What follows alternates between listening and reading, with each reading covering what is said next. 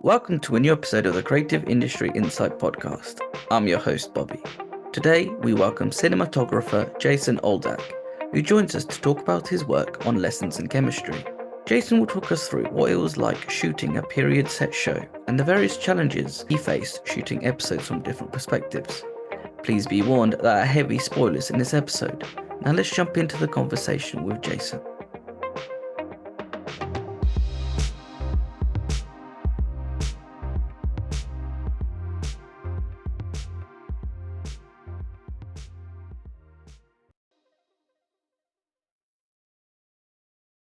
Hi, Jason. Thank you for joining me today. Hi, Bobby. Thank you very much. I'm glad we can organise something via Daria. Again, big shout out to Daria for making this happen. We're here to talk about lessons in chemistry, a show streaming on Apple TV Plus. Yeah, I'm excited to dive in and talk about how the show looked and the whole creative process behind creating the look of it all. I guess the best place to start is how have you found the reaction to the show? The reaction in general has been very positive. I mean, everybody that I know, especially people that are more strangers to me, have really raved about the show, loved it. If they've read the book, they were very happy with the adaptation that we did. It's all been very positive, which is really exciting. I mean, you go and you put the work into the show. You hope that it's received the way you want it to be received, but you never know. And I think in the fall with the award season, it showed, especially with the craft, behind the camera type positions, as well as people in front. Yeah, it's been a really positive experience, and it's really, I think this was my first adaptation of a book, so that was really exciting too. It's always nice, obviously, to get accolades and people praising and going on and getting nominations as well. And I think sometimes no one sets out to make a bad TV show or film. It's just sometimes if it doesn't warm to audiences, it doesn't warm to audience. So when you have the opposite, it must feel like quite nice as well. And then probably scrolling through Twitter and other forums as well, where people are talking about it and checking people's praises. It's probably quite nice as well. Yeah, absolutely. I mean, at one point in episode 7, the writers have changed. I mean, it's not in the novel per se, but some people love that episode more than anything else. So yeah, it's just very exciting and gratifying, and the cinematography has been praised, which I've been very grateful for, and I'm here talking about it. Yeah, and on top of that, like when you're doing a book, because there's already that built-in audience and people, I feel like people are a lot more precious might not be the right word, but the book means a lot to them compared to maybe a piece of music or a film. And if people are coming out saying like, well, they're happy that it's quite a faithful adaptation, even though episode 7 has been added in, which is hats off to the writers for being able to tread that thin line of being able to add their own stuff into an adaptation. The interesting thing with my approach at the beginning, first of all, when I interviewed, I think I knew about the novel, but I didn't know how big it was, and I didn't read the novel until after I finished shooting the show. Mainly because I just, sometimes in the past, writers tend to, if they find that something will feel better on screen, they change certain things from the novel, and I just didn't really want to get confused. So I just made it a point that I was going to read it after we were done. It is pretty close to how our scripts read, but yeah, that was my approach. And so I kind of just treated it like any other project that I was brought on to, in terms of breaking down the script, analyzing it, not thinking about the audience and their expectations. But as a person that reads novels, you create your own sense of who you think the character should be. And so yeah, when you watch the show, you're like, oh, that's who they picked for that person or whatever. But yeah, I think it's been all positive stuff for the most part. Yes, and you're right about reading books because then you start when you're reading a book, you start creating that world in your mind, and how you could maybe create shots or how things could maybe look different, and then you might turn up on set, you're like, this is not how would have pictured it from the book, and maybe that becomes might hinder your creative process as well because you're creating like a disingenuous image of what the book is compared to what you have on the script pages.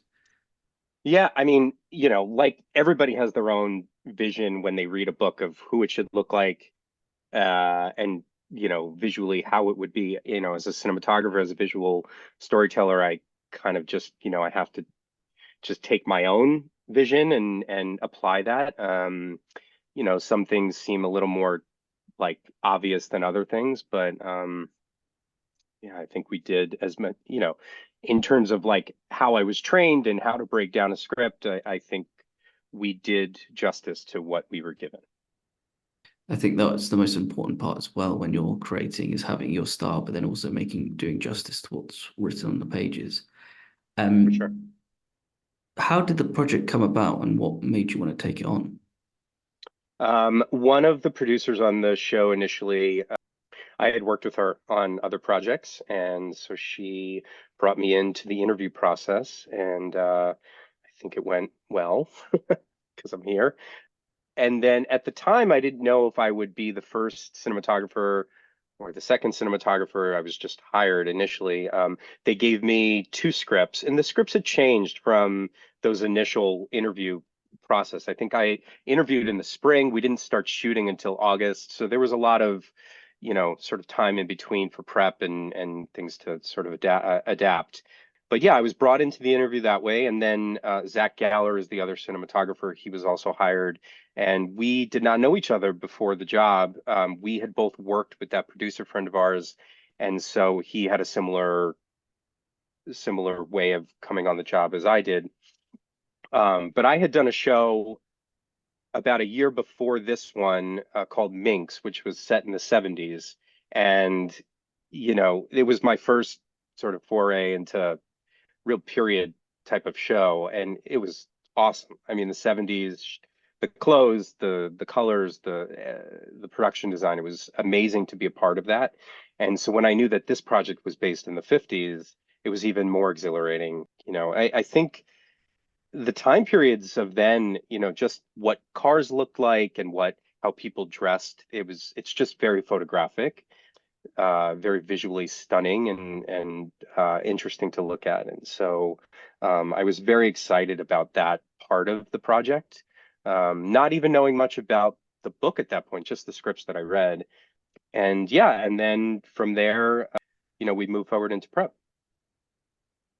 Nice. I guess when you have someone that you worked with before, it's always nice being knowing that you may not know what the project might be like, but at least you know who you have on the journey, so you can, what is it, know how each person is going to work and how to sort of create the final show. Yeah, it's hard. I mean, you go into an interview, and she was one of, I think, four or five people in that Zoom. And so, but you kind of read the room, and I could sense that everybody else had a similar mindset. They all it seemed like it was going to be a solid collaboration. Let's just say that everybody seemed to be on the same page, and this was before even meeting the keys. I mean, the production designer and the costume designer, they were fantastic collaborators. Um, yeah, I think it's how a show like this is made, when everything is just clicking. It's happened before for me, but this one, I really felt it from the beginning. It's like everything was just like everybody wanted to make the same show, and everybody was open to each other's ideas. And that's how shows should be made. I think you kind of put those egos to the side, plus you kind of want to make the best thing possible. It's not just like a one person team, it's a whole army that makes these shows. It's very true. It's very true. With really any, I mean, that's filmmaking in general, and I say this about my crews all the time. It's like, yeah, I can't do this work by myself. I I have, they say this a lot with directors, like half your job is the casting, right? You bring in great actors, you're already halfway there. It's the same thing with a cinematographer. I mean, my crew is so much a part of my process, and especially if I could work with people that I've already worked with, similar to like my producer friend, it's like the operator on our show. I've done 4 or 5 shows before this one, and so we were very in sync in terms of how we talk to each other, how the work goes, and that really helps. It helps the process so I could focus with these new directors that I haven't worked with. It's just, yeah, everything was really clicking. Plus, it makes your job easier when you're on set, knowing that you have a shorthand with someone, so you can just say, just focus on this part whilst you're discussing with your gaffer or whoever else to make sure that you capture the magic on screen. Yeah, absolutely. Our gaffer actually was somebody that was new to me working with him, but he was one of the best I've ever worked with. He was recommended by some people in past jobs, and so we wanted to reach out to him, and he was available, and he killed it. He was amazing. Him and his team. Yeah, and those are the great sort of things as well when you work. And another thing, when you work with people that you haven't worked with before, then they absolutely blow you away, and you just think, "Well, I don't think I I want know. to work with anybody else afterwards." Exactly. But you touched upon slightly in terms of working on periods shows like The Minx previously, but then now we're stepping further back in time. With a period show, where do you begin in your research? Are there specific films or paintings or artists that you look at that period so that you know how you can sort of capture it on screen? I think so because this was a 2DP show, we both kind of were sharing the duties, right? And the show itself kind of has this interesting progression of it's about this woman's life. So each chapter kind of had an episode kind of had a sense of it could go in its own way because she's dealing with different emotional arcs and whatnot. But Zach and I at the very beginning, we shared some similar images in terms of our interview process. We looked at each other's books and shared some period type movies that we both had in our presentation. But moving forward, and the presentations are always like, in my opinion, sort of generalizations of how you see the show could be. But then when you really start collaborating with the keys, it goes to another level. And our production designer had already been on the show for a few months, and I truly say this about every job. If you don't have a great production designer, you could be the best cinematographer in the world. Whatever's in front of your camera will only be so much. You need that person to have strength as well. And so she had done a plethora of research in terms of the colors and the way the world could feel and look. And that truly helped our process too, because Zach was the first DP out. He worked with our colorist in terms of a basic LUT that would apply to our show. And it was based off of an AGFA film stock, so it had like a warmer feel to it. And but it was very subtle. I would say the cinematography, I think the conversation that Zach and I had from the beginning was all about being subtle, not overly trying to periodize the show. You know what I mean? Because the production design was already helping us in so many ways and the costumes with the colors. And so our approach from a lighting and camera standpoint was from camera, it's let's find a lens that truly had a vintage quality to it that would help us with that sense of period. And we went with these Canon K35 lenses, which a lot of people tend to like. I had actually tested them on a previous show, on the Mink show. We ended up going to something else, but I really love them and they felt perfect for this show. And then in terms of our lighting, it was, the word naturalism, naturalistic lighting is used a lot in cinematography these days. I think it's, our sensitivity to our sensors on our cameras are so low that, or so high rather, that we could really bring the lights down quite a bit from what you would see in the 80s and 90s and even earlier. But there's a lot of movies and shows that say they're naturalistic in lighting, but you still feel the source. And so my approach was to really, really make it feel like what you're seeing, that practical, that window light is lighting our scene. And it, to me, it was like we went to places where I was really pushing myself, which I think is a great thing. But I was like, oh, is that too dark? But it really felt natural. And the producers were behind it and the directors were behind it. And it really made it was our, I guess, our look for the show in terms of you asked about period. Is it period? Sure. It's not the Marvelous Miss Maisel. That's a very like broad, big lit show, and it looks fantastic. But this, for a similar period, I think we went a different route. It's still shaped, just the lighting feels like the light didn't always have to be from the front. If the window is kind of three-quarter back, then the light kind of wrapped her face as best it could. It helped that Brie Larson was our lead. You could light her any way possible. But yeah, so that's kind of our approach. And I think, and this goes with a lot of my sort of the way I go about things, less is more, not trying to overdo it and stylize it, because there is so much style already there from the period itself. Yes, well, there's a lot to take in from the answer, which I'm gonna try weave some questions from. So bear with me. We'll like sort of we jump around. I think the first part is about like the production design. It does look like a gorgeous show, and I guess as a cinematographer at the same time, you want to show off how the show looks as well. You just don't want to worry about lighting a person, but you want to light the area as well, so that the audience can feel that they're actually in a period piece show rather than make it look sort of hokey in a way, if that makes sense. Yeah, I mean, I think we were lighting the space as best we can. If it was a night interior, you're lighting the subjects, you're letting things fall out, you're creating three dimensions. I mean, that is what a cinematographer should be doing. You have a two-dimensional image, you're trying to create three-dimension to it.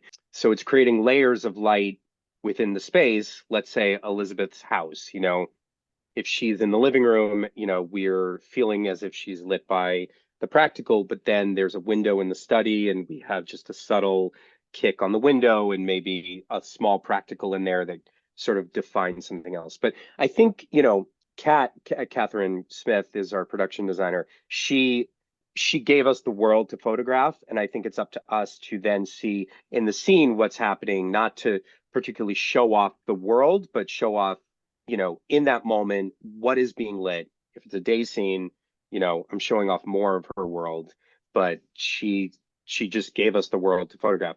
I think another thing just to talk about production design is the way she designed the Hastings lab, where you spend a good amount of the first, second, third, half this season. It kind of goes in a different direction once Elizabeth starts her TV show. But in that design, she had designed all of the floors to be there. There were no sort of in door frames. There were no there's like sometimes there's like a sort of a bump. And so for dolly purposes, we would be able to everything was flat and smooth. And generally our cameras, our A camera at least, would ride with this remote head by Arri. It's a Arri 360 head. And it allowed us to kind of move with the characters, not like a West Wing style, but just to move from spaces and constantly be not worrying about bumps or anything like that. She basically, I guess what I'm trying to say is the production designer was very much thinking about us in terms of camera, in terms of designing windows, where they would be, how they would work for us in terms of where characters would be, floors in terms of dolly movement. I mean, she was very much integral in what we were doing in on top of what she was just designing. Yes, so it's kind of in their designing, they've taken into consideration the sort of movement that might be involved in the script notes, action notes, should we say, sorry. And then also the fact that if you're working for, like as we see later on, in a studio environment for the TV show, then there's going to be needed like extra space for the sort of if the camera's on a dolly, for example, to be moving in and out. So depending on the size of things, they want to make sure there's enough space for you guys to move within the space they've created and not damage anything as well. That's right. Yeah. Yeah. She it's interesting. You touch on the TV show, something that our gaffer had created that I thought was very cool. And it was like a sort of an art department gaffer DP collaboration, but I'm going to really give props to our gaffer on this. You know, you're doing this 1950s television show, and so there was a point where, you know, we wanted to see the green beds, we wanted to see all the lights from above, and all the lights had to be period. But to put all those lights up there, if they were actually tungsten period lights, it would heat up our stage. It would, you know, and we had a couple of lights that were like right above Bree's face. So what the gaffer, Len Levine is his name, what he did is he worked with our lighting house as well as the prop house to find shelled out lighting fixtures, and we put LED lights inside those fixtures. And so almost everything above looks like they're these old Mole Richardson lights, but really it's all LED. So super cool stage. Everyone's comfortable. It's lit like it looks like it's from the 50s. It was pretty fantastic. We had a couple of tungsten pieces here and there, but so that I feel like was like a true like lighting art collaboration that was just came out amazing. I think that's another thing, right, with something like if you were to use period piece lights, that would probably completely change the way things are designed, how things would look on our cameras today. And even with like tungsten, it does give that weird sort of hazy look, doesn't it? With I don't want to say hazy look, but it does add a different sort of look to sort of compared to LED lights. I think the bigger thing, I know what you're talking about. I mean, we had atmosphere almost in every scene, which was another characteristic on top of our lens to add to that period feel, just the texture that, I mean, I love it if I can use it anywhere I can, even if it's a subtle thing. But in terms of, I think it's like that, what used to be the digital versus film conversation. Now it's the tungsten versus LED conversation. And I think some cinematographers are very adamant about tungsten. It feels a certain way. I mean, the biggest problem for me is now we're so used to LED lights and being able to dim them so much so. And when you dim them, you don't lose color. The color pretty much remains the same. If you had a bunch of tungsten lights up there and we needed to dim them to balance to something else, all of a sudden now everything is much warmer.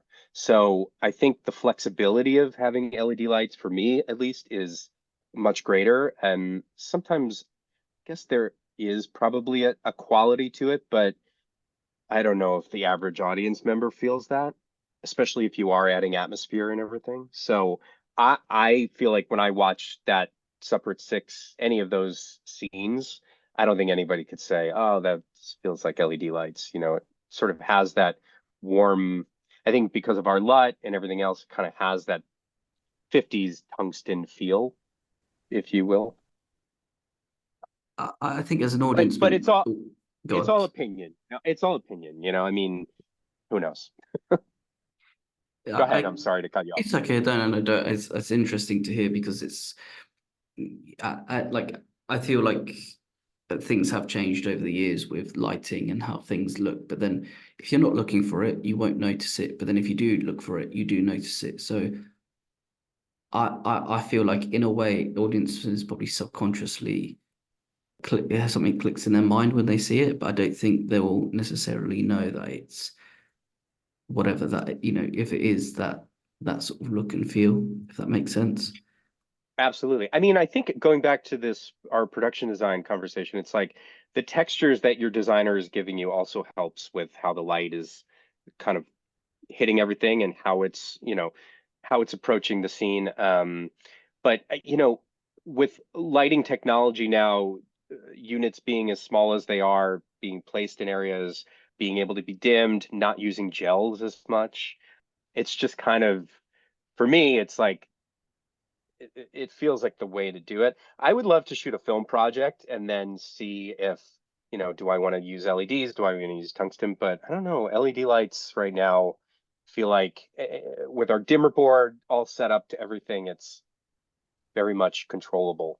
And I like that, being able to control everything at a, you know, nowadays things need to move very fast.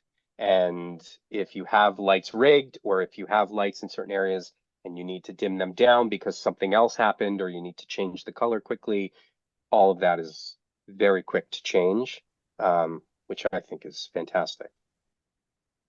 And with like productions, with basically time is money, you do need to be able to change things around or just tweak your setups if need be, which again is a it's kind of like a crazy thing to think just when you're on set how like much pressure there is to make your days, especially if you're in a location where you only have it for that one day, so you need to make sure you get everything that you need and move on. Absolutely. Yeah, time is money. And, I think on a show like this, you have enough time at a location, let's say, or at a studio where you've prepped your lights, you're ready to go. But things happen, sometimes there are some directors that, don't want to rehearse. This didn't happen on this show. We were very much like block light rehearse shoot style, but there's many instances in my experience where it's like something changes and you just have to like react very quickly. Having that control is important to me. Yeah, and it's again, as you said, having that control is important because if you lose it, then we try to think what could happen. Yeah. But also But I think on that note, and this is just I think a general approach as a filmmaker, it's like have the control, but also be able to adapt. And this goes with like, sort of have your homework in your back pocket, and then if the blocking changes or if all of a sudden something happens where we do need to change one of our lights in terms of color or dim or whatever, it's like adapt and don't be so hard about this is the way it needs to be done, because things change. It's like that is, I think, the beauty of filmmaking. It's be as prepared as you can to then throw it out the window if something else happens organically. yeah, and like there's obviously ways that you will be preparing for what's happening for on the day, but then also you want to make sure that you're, as you said, adaptable. So if something changes, to be like, oh, yeah, let's move this around. Let's just change that here, and let's do Right. this. Which again is just part of filmmaking because it's great that you're in a creative process of, and you kind of want to not let down like the director or whoever else has made suggestions. That's right. On top of that, you have mentioned about that there is another DP on the show, Zach. And what I'm curious to know about is how do you go about both of you guys photographing your episodes? That there's constant continuity of the look and feel, but then also you have your own little signature touch on the episodes. That's right. So I'll preface by saying that this was the first job that I did with another cinematographer, which, up until this point, I feel like, when you're the only cinematographer, especially after you start going, there's just so much prep that you can do with the directors that you have in the middle and latter part of the season. And it's frustrating sometimes because, like I mentioned just before, prep is so important to me, and having that homework and having that understanding of how you're going to do your episodes. And so to be able to have a partner that balances the season with you and gave you that prep, I was very excited for the opportunity. What's interesting about this show is, like I said a little earlier in the conversation, it's, it chronicles this woman's life, right? So although there's a look of lessons in chemistry, each episode, specifically after you get through 1 and 2, 3 and 4 are a huge departure in terms of tone and what happens to her, and even from 3 to 4 in terms of the mourning and then the birth of a child. And so I think what the show did for us, and when I say us, not just me and Zach, but all of our directors, it gave each episode its own voice. And it allowed us to, although there's I think, a through line that a cinematographer has to sort of keep consistent so the show stays like a lessons feel, but it allowed us to do a lot of things creatively that were a departure from, say, episode 2 to episode 3. And Zach and I talked about that. He was very much a collaborator, and I was truly grateful to work with him on this because he said from the beginning, he's like, you know, your episodes need to be your episodes. Do your thing, instead of like telling me the rules and this is how we shoot it and this is what we do, which was very fulfilling. And, once I started prepping with my first directors, it allowed us to really focus on what we had in front of us and make that our own.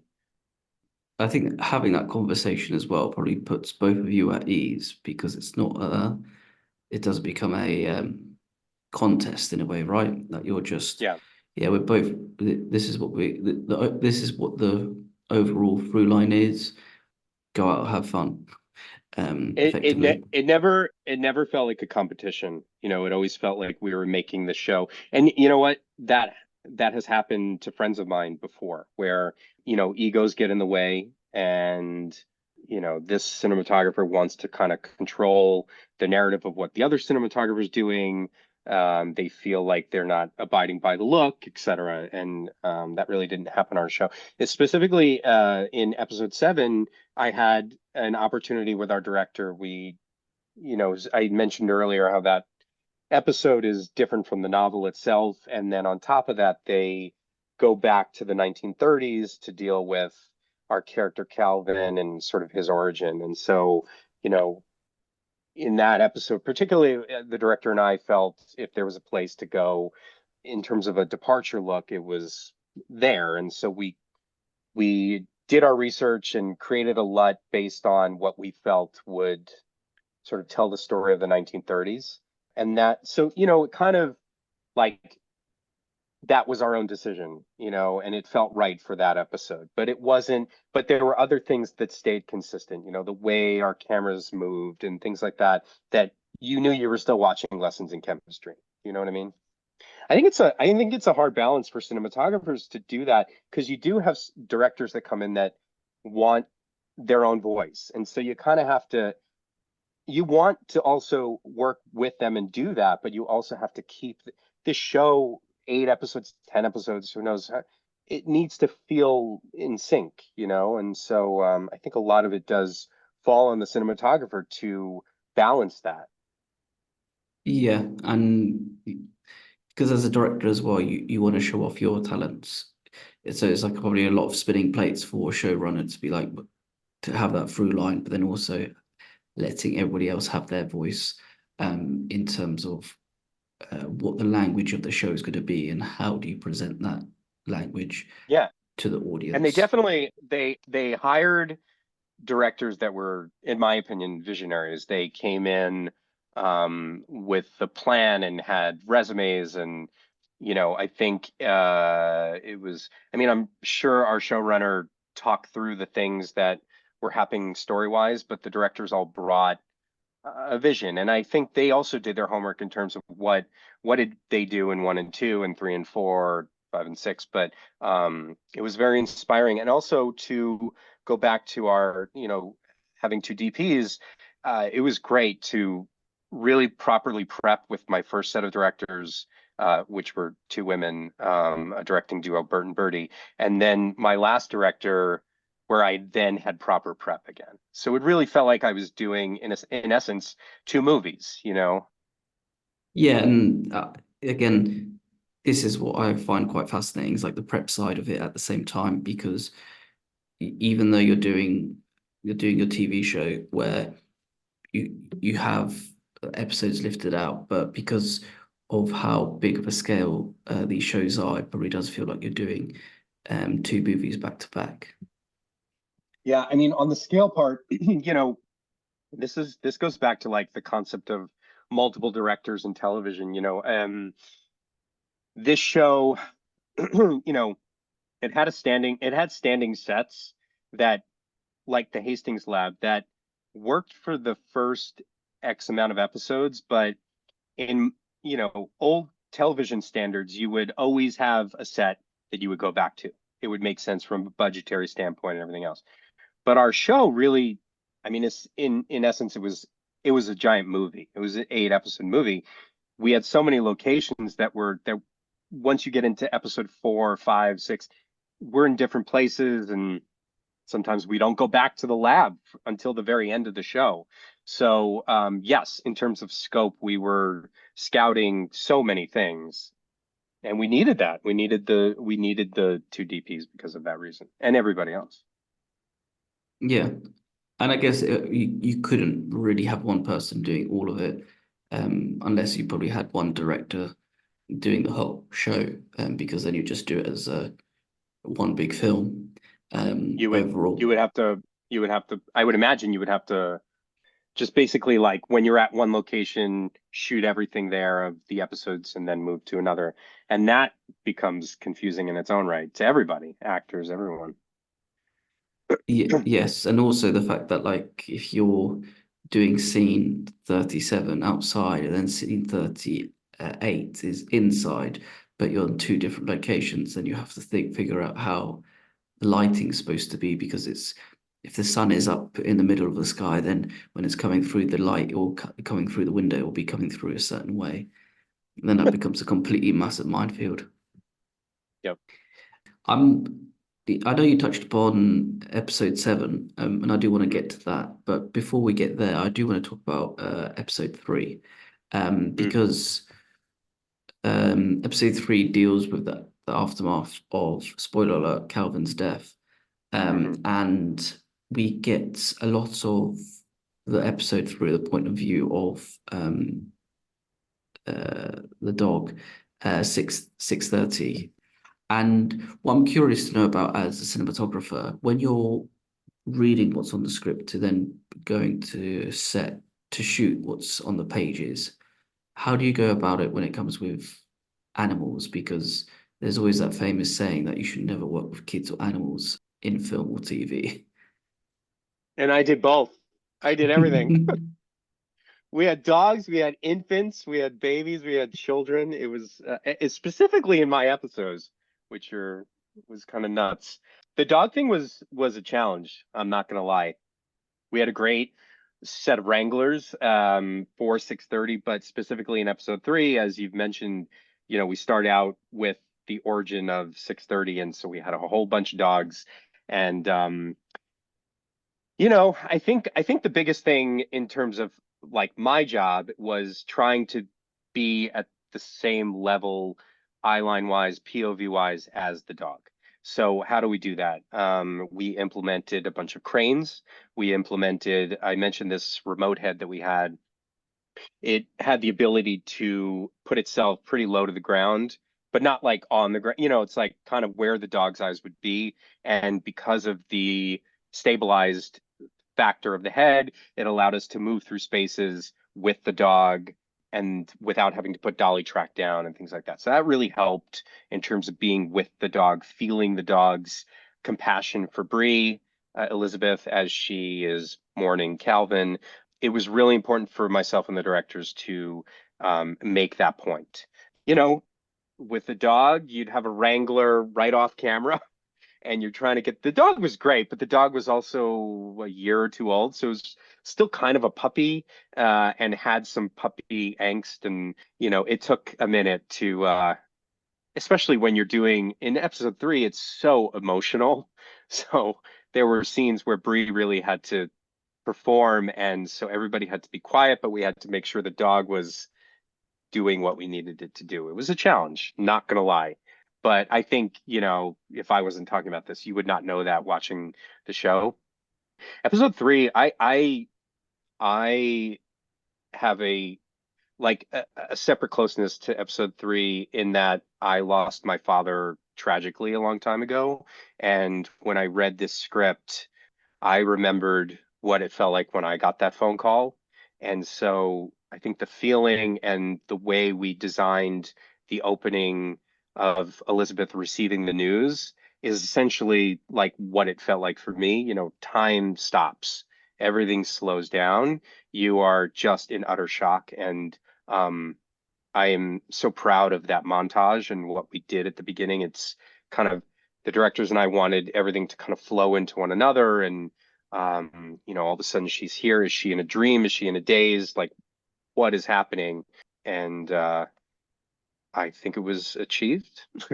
And also, just the darkness of the episode. I think it was, it was such a change from episode two that it really felt like we needed to go darker. We needed to embrace the darkness and the stillness of her and her mental state.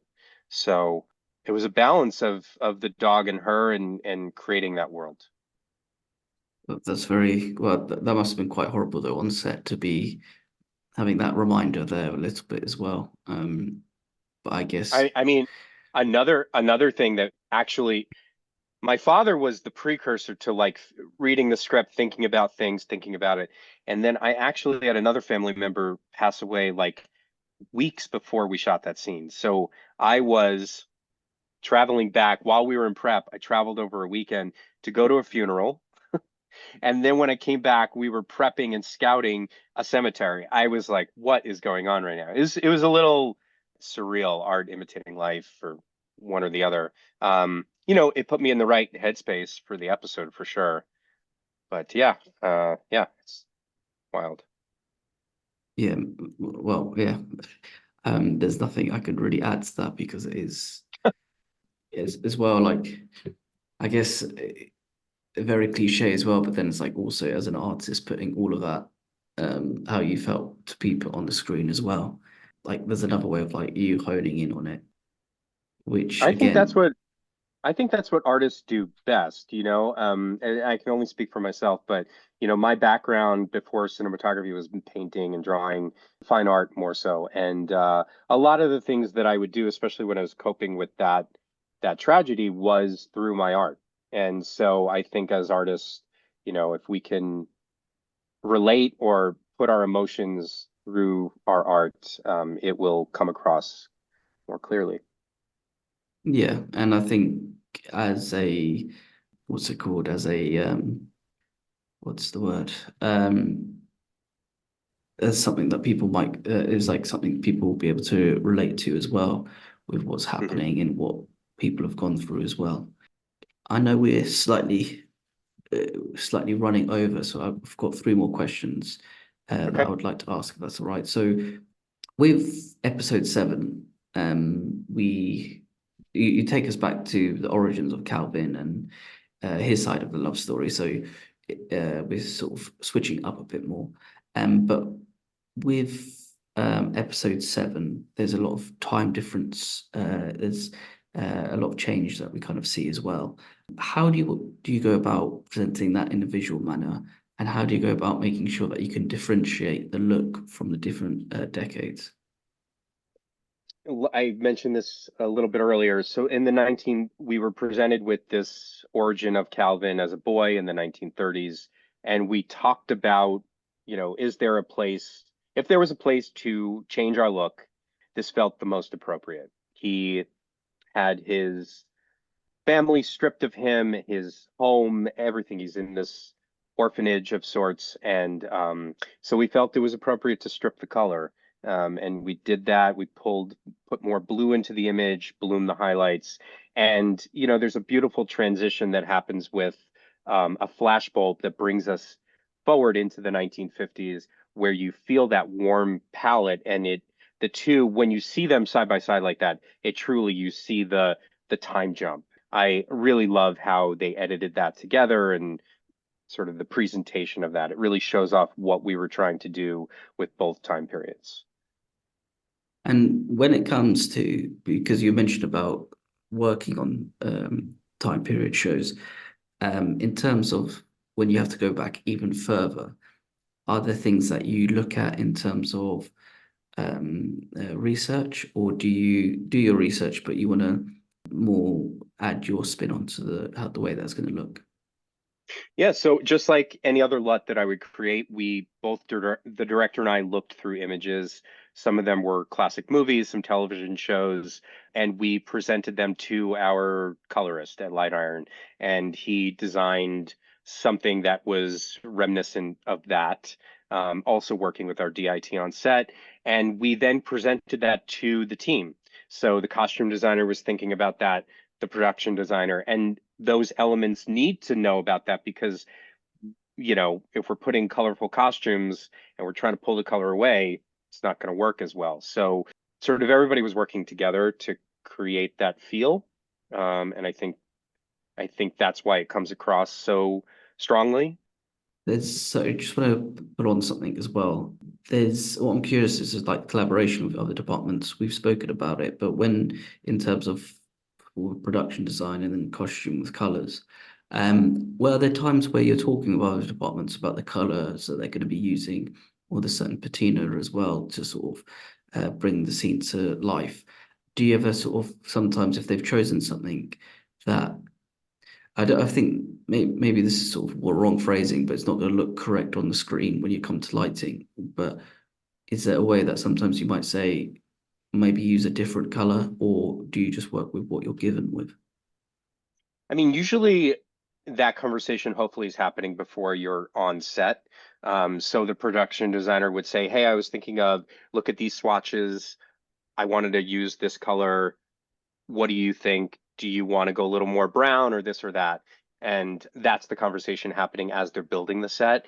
And you know, the orphanage was half on stage, half on location. So some of the stage work as they were building it, I was able to walk by, look at what they were doing, how they were designing it, and see if we were going in the right direction. You know, there was something that initially, like in the hallway where the boy runs in at the very beginning of the episode, and Kat put these window panels up top that had like a yellowish color to it.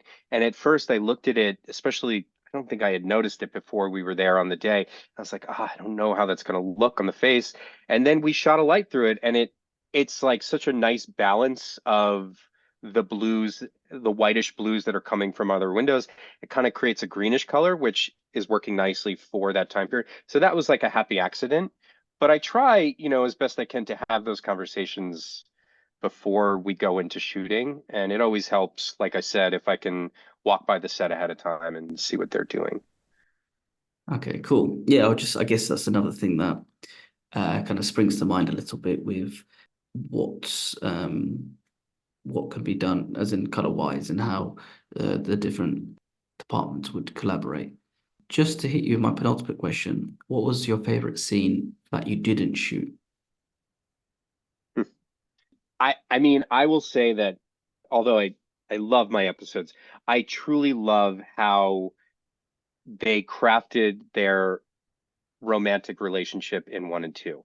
And I don't think it was one scene in particular, but as it grew, especially in episode two, I noticed this just by watching my wife watch it. Like sh you really fall in love with them, and I think that's the whole point because you are rooting for this relationship. You are so like in love with them, and then he gets killed. And so I think that the way they designed that buildup of their romantic relationship is just stellar. And I think, yeah, I think I also love how they designed the opening shot of the show. It's pretty awesome. Solid choices. I think with as someone who's worked on the show, you know what's going to come in episode two. But if somebody hasn't read the book and they're watching the show for the first time, going in fresh, then that is a yeah, that's quite the big shock of what happens. Yeah, absolutely. Yeah, absolutely. I mean, I'll say this in episode three, or no, episode four, when she has the baby, there were some moments where Calvin is a vision and comes back into her life. And, you know, episode one and two really had most of their relationship. And then for me, I had like scatterings of her seeing a vision of him. And those visions were always so magical to me because it was where she felt whole again. You know, she felt he was with her.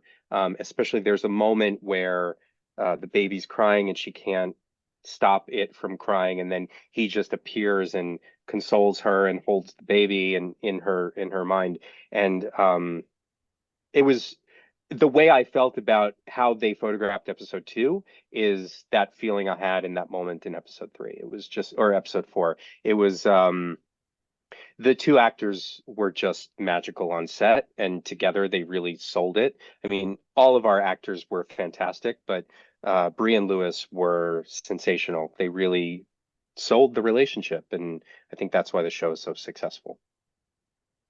Yeah, the chemistry Yeah, ex literally.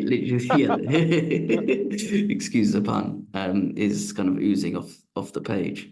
What I'm to hit you with my final question, what was your favorite scene to shoot?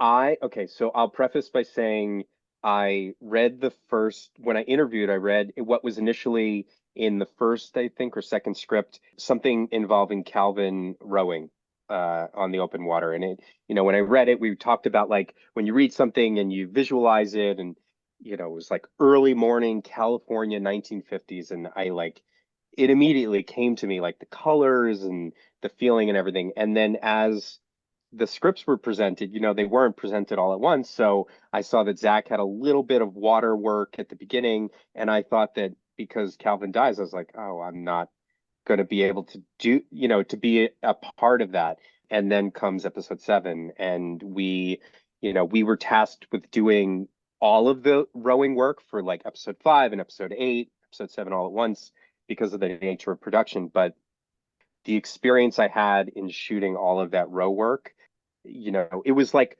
such a collaboration of so many things in terms of like how much little time we had to do the work, and then figuring out how to do it strategically, because it also had to do with what there's a bunch of voiceover that happens in those scenes, and the voiceover was specific to what we were shooting of Calvin rowing, and then Bree is rowing, etc. And so everything needed to be planned out. But when we got out in that open water, it was like so fresh and fulfilling, and it brought me back to that moment I had when I read that initial script of how I wanted it, how I envisioned it, and then being out there in the water with him and the team and shooting that was it was just one of the best moments for me in the show. Yeah, it was very fulfilling. But it must be so satisfying when you have that image in your mind and you can just translate it to screen. Because I guess as all of like all of us have those sort of images, but then, for example, I can't draw to save my life, but I have an image in my head that I need to translate somehow to communicate. It's like, for example, the logo for this show, I pretty much used stencils and a stick figure, and my friend was like, "Yeah, leave it with me." So when you have that, it must have been the most satisfying feeling, and also having the results on screen being like, yeah, we did that. But then also shooting on water where you effectively have to chase the sun as well. So that must be time constraints and the pressure of that, like making sure that everybody's on their A game whilst you're there and getting the shots that you need. Well, I that mean, must we be. we we had you're right. You're totally right. It was all about, because on top of everything else, it's like where to put the whole team so that the sun was in the right place, right? And so we had to figure out a track and figure out where the boats could go so that our camera's always on the right side. But on top of all the row work that day, we had to do shore work. There's, all the stuff where he's bringing the boat out on the dock, and then there's a scene in episode 8 where Bree is talking to Calvin's mother. Like all of that was shot in one day. And I remember driving home. We shot all of that out in a place in California called San Dimas. It's about 40-minute drive from where I live. It was like so conscious of the sun setting and not being able to get everything and everything. And I think this is just us doing our homework, but everything we happened the way it should. Like, the lighting was in the right place at the right time, etc. And as I'm driving home, it was just that smile on my face of like, you know, like we did it, and it looked awesome. And that's like to me, sometimes, we talk about like as cinematographers, like, oh, storyteller, etc. And it's like just being able to solve that problem and make it look awesome and be so happy about the results, like that is so satisfying to me and so part of this job. And that I experienced that a lot on this show, but that specifically, the end of the day of all of that row work was how I felt was like sort of wrapped up the whole feeling of the show for me. Slight tangent, but isn't San Dimas where Bill and Ted are from? That's it. Famously known as the Circle K. San Dimas. But again, that must be the best feeling as well, knowing that you've left work and yeah, we've got it. And you could be really proud of it as well. Yeah, absolutely. Jason, thank you so much for your time today. Thank you, Bobby. Lessons in Chemistry is streaming now on Apple TV Plus. Go out, watch Jason and his team's work, and enjoy it. Thank you again, Jason. Thank you, Bobby. Appreciate it. You take care and bye-bye. Bye-bye.